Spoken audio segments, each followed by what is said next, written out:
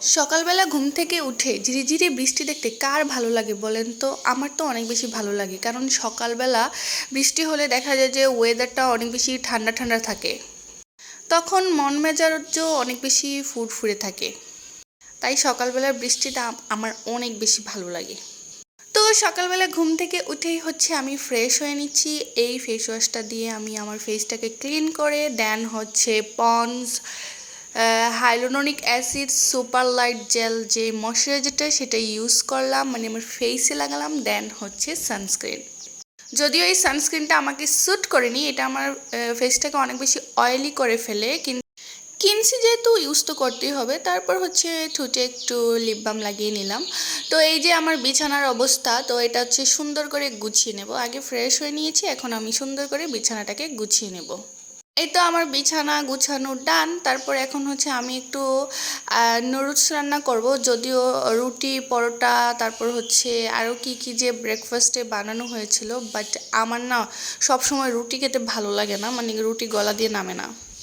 তো ভাবলাম যে আমি একটু নুডলস রান্না করে নিই। আর নুডলস রান্না করার সময় আমি নুডলসে প্রচুর পরিমাণে রসুন বাটা ইউজ করি, কারণ রসুনের ফ্লেভারটা আমার কাছে অনেক বেশি ভালো লাগে। আর যে কোনো কিছুতে রসুনের ফ্লেভার আমার অনেক বেশি পছন্দ। তারপর সব ধরনের মশলা দিয়ে দিলাম, তারপর পানি দিয়ে দিলাম, তারপর একটা ডিম দিয়ে দিলাম। অনেকে এই টাইপের নুডলস রান্না পছন্দ করে না, বাট আমার কাছে কিন্তু অনেক বেশি ভালো লাগে। আমার কাছে এভাবে স্যুপ স্যুপ নুডলস থাকলে কিন্তু অনেক বেশি ভালো লাগে, কারণ দেখা যায় যে এটা খেতে অনেক বেশি মজা লাগে, মানে আমার কাছে পার্সোনালি মজা লাগে। তো অনেকে এই টাইপের নুডলস পছন্দ করে না, যার যার পার্সোনাল চয়েস বলে কথা। আবার দেখা যায় যে ডিম ভেজে দিলে আমার কাছে ভালো লাগে না নুডলসে। সিদ্ধ ডিমটাই আমি বেশি প্রেফার করি, কিন্তু দেখা যায় আমার মা রান্না করার সময় ডিম ভেজে দেয়।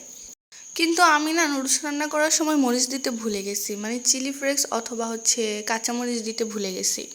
আচ্ছা, যাই হোক, ব্যাপার না। তারপর দেখলাম যে আমার ভাবি নিয়ে আসছে বিকালের নাস্তায় পুরি। তো পুরিটা অনেক বেশি, মানে কি বলবো, গরম ছিল। আর সাথে দিয়েছিল পেঁয়াজু। তো গরম গরম পুরি খেতে কিন্তু অনেক বেশি ভালো লাগে।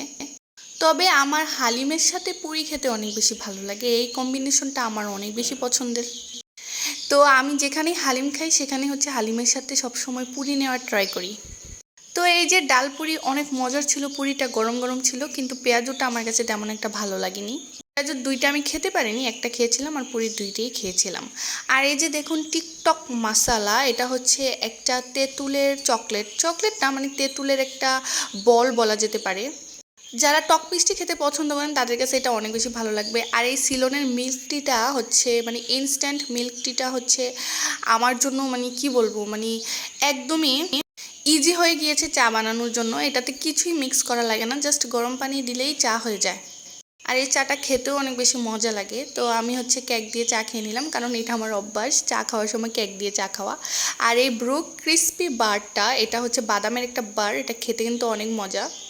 5 টাকা ছিল দাম, তবে দামটা একটু কম হলে ভালো হতো। এটা একটা খেয়ে না পুষে না, 4-5টা না খেলে না তৃপ্তি হয় না, কারণ এটা অনেক মজা।